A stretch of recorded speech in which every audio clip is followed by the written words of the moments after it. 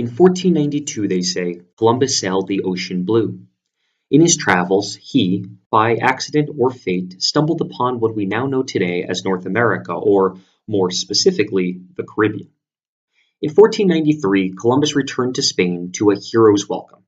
He showed off what he had brought back with him to the King and Queen of Spain, Ferdinand and Isabella, including gold, pearls, exotic jewelry, flowers, tobacco, pineapple, turkey, and even, yes, a hammock. And for this bounty and in recognition of his bravery and successes, Columbus was rewarded with his own coat of arms and even his own servants to open doors for him. That's right. When Columbus returned from his voyage, he received such a hero's welcome that he never again had to open his own door. Word of the success of Columbus's voyage spread across Europe. Some admired the story for the riches he gained, others admired the story for the glory he received upon his return, and still others admired the story because he spread the Catholic doctrine. In other words, men around Europe became enamored with such voyages for the 3 G's: God, gold, and glory. And in the years that followed that first trip, countries from across the European continent rushed to send brave explorers on voyages to discover new lands. Roughly 30 years later, in 1519, the age of exploration was in full swing, and Spain remained one of the age's major players, as it had set up a colony in Cuba. And from this post were sending out trade-in and invasion expeditions to the Americas. The Spanish governor of Cuba, Diego Velázquez, had already sent several expeditions to explore the mainland coast of America starting in 1517, and from these expeditions had received word of strange ancient stone monuments and brightly dressed natives in possession of gold objects. Velázquez was convinced enough by these reports of gold that in 1519 he organized another expedition to the Americas and chose as its leader Hernán Cortés. His fleet for the expeditions would consist of 11 ships, 500 soldiers, and 100 sailors, all of them adventurers and treasure seekers. Cortés had studied law at university, but at 19 years old he had decided to leave Spain and try his luck in the Caribbean colonies. After running a plantation and participating in the conquest of Cuba, he was now in his mid-30s and ready for his own shot at fame and glory. Perhaps not only out for gold, Cortés was a deeply religious man, and the spirit of evangelism for him, if not his followers, was an extra motivation to open up this new world.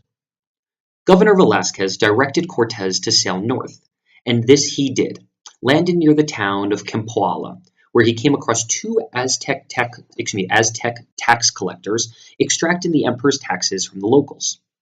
Word soon reached Aztec Emperor Montezuma that a large force of violent men was confidently approaching the Aztec heartlands.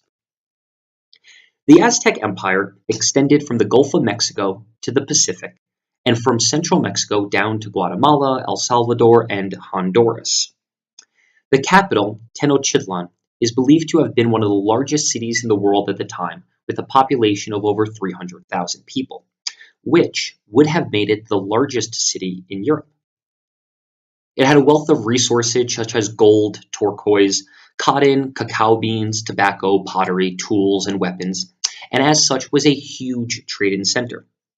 Its technologies were highly advanced, as its capital city, Tenochtitlan, modern-day Mexico City, had impressive canals which crisscrossed the city so as to irrigate farmlands.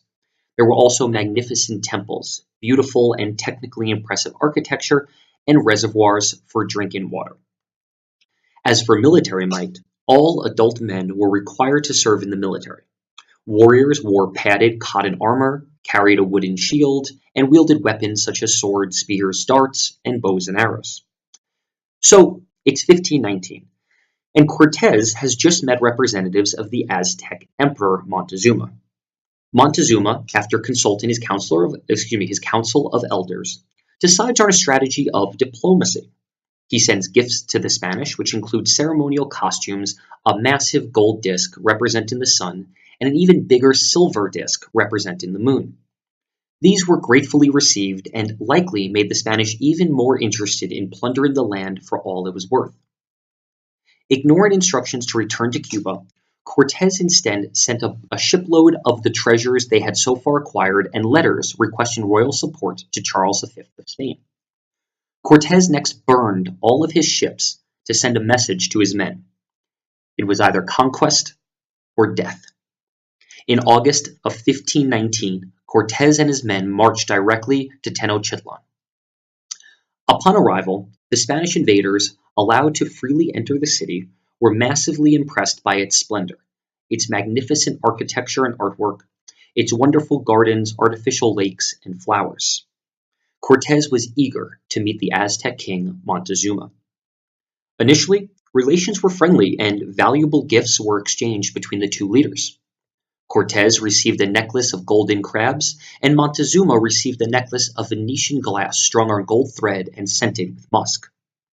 However, the initial air of cordiality between the two sides soon turned sour, for within 2 weeks the Aztec ruler was taken hostage and placed under house arrest by the small Spanish force.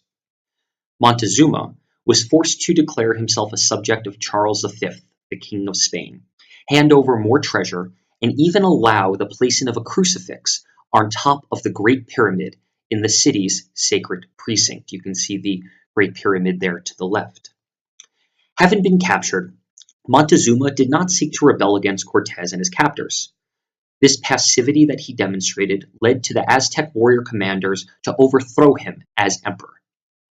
During this overthrow, which is commonly referred to as a coup, the Spanish tried to have Montezuma calm the Aztec masses. However, as soon as he emerged to speak to his people, Montezuma, no longer of any use to the Aztecs as a leader or the Spanish as a bargaining chip, was struck in the head by a thrown rock and killed. With the death of Montezuma, the two sides were now in an all-out war. Cortés and the Spanish resisted several waves of attack by the Aztecs and then fought to control the gigantic Templo Mayor pyramid, the holiest temple in Tenochtitlan. A fierce battle ended with Cortés taking control of the temple, which he then set fire to, horrifying the Aztec population. Cortés grabbed what treasure he could and fled the city in a running night battle on the 30th of June 1520 in what became known as the Noche Triste, or the Sad Night. 10 months later, Cortés returned to Tenochtitlan, laying siege to the city with a fleet of specially built warships. Lacking food and ravaged by smallpox, which had earlier been introduced by one of the Spaniards, the Aztec Empire finally collapsed after 93 days of resistance on the fateful day of the 13th of August, 1521. Tenochtitlan was sacked and its monuments destroyed.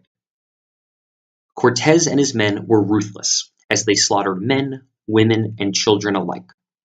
A city of 300,000 was reduced to ash, and from the ashes of this massacre rose the new capital of the colony of New Spain, Mexico City, and Cortés was made its first governor in May 1523. If you ever wondered why Mexico, a country 9,000 kilometers from Spain, speaks Spanish, well, for better or worse, now you know.